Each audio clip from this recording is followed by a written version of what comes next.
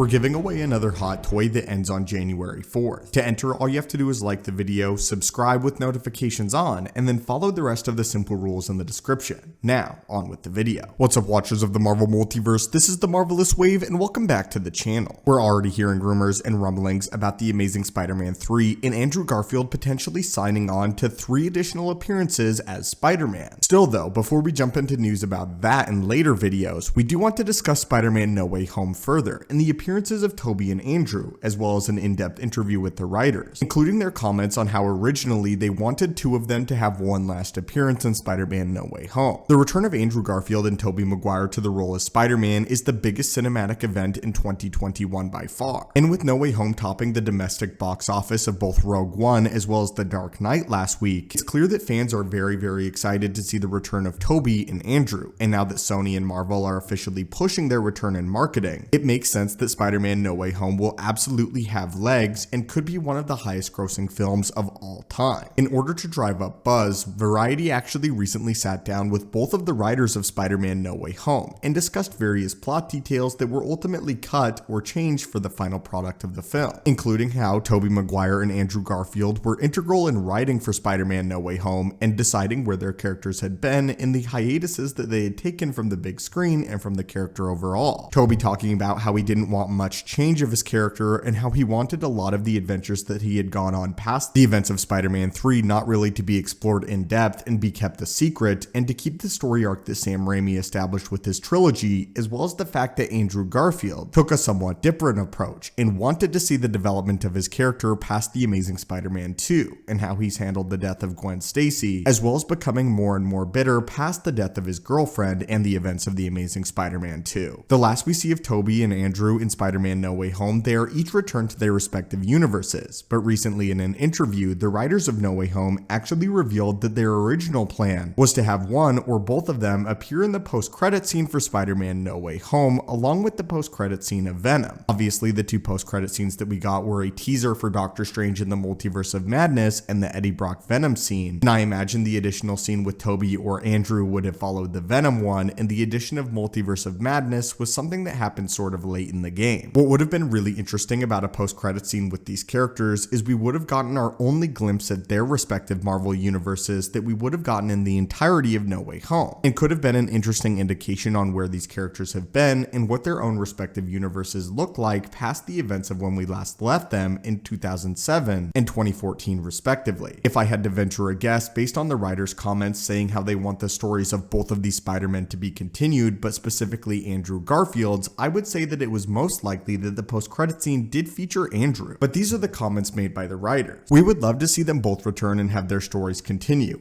I would love to see more of their journey. We even talked about a post-credit scene that we could tag with one of them. We talked about doing an additional scene with one of them. That was an idea that we kicked around for a while. At this point in time, I think it's fairly certain that Sony wanted to hold off on a post-credit scene with Tobey and Andrew because of the fact that they weren't sure how fans would receive them after so long, especially Andrew Garfield, as let's be honest, his depiction of the character is the least liked of the 3, at least until the release of Spider-Man No Way Home, speaking for the majority. Now though, based on all the chatter, Sony is very interested, as well as Andrew Garfield, in returning to the role of Peter Parker for future films. As again, just yesterday, we're hearing updates that Andrew Garfield could actually appear 3 separate times. One in a Spider-Gwen spin-off, one in the Amazing Spider-Man 3, and potentially in a Venom 3. So I think it's clear that they wanted to lean into the development of the Andrew Garfield character and may have even had a post-credit scene that highlighted his future and where the character could go. I do ultimately think in the end it was a safe decision to hold off on this post-credit scene, as the fans got a lot of them in the film and were very happy with what they actually got to see. I think at this point in time, it's more of a question of when Andrew Garfield will return to the role of Spider-Man and not if. But anyway, my friends, what are your guys' thoughts on this? And what are your guys' thoughts made by the writers? How do you feel about Andrew Garfield returning to the role of Spider-Man? And how would you have felt to have a post-credit scene that featured either Andrew or Tobey? Again, be sure to enter our giveaway for the Spider-Man Far From Home hot toy. We'll be announcing the winner on the 4th. To enter, all you have to do is like this video, subscribe, turn on notifications, and then follow the rest of the simple rules in the comments down below. As always, my friends, hit that subscribe button to assemble and join our team, and have a great day.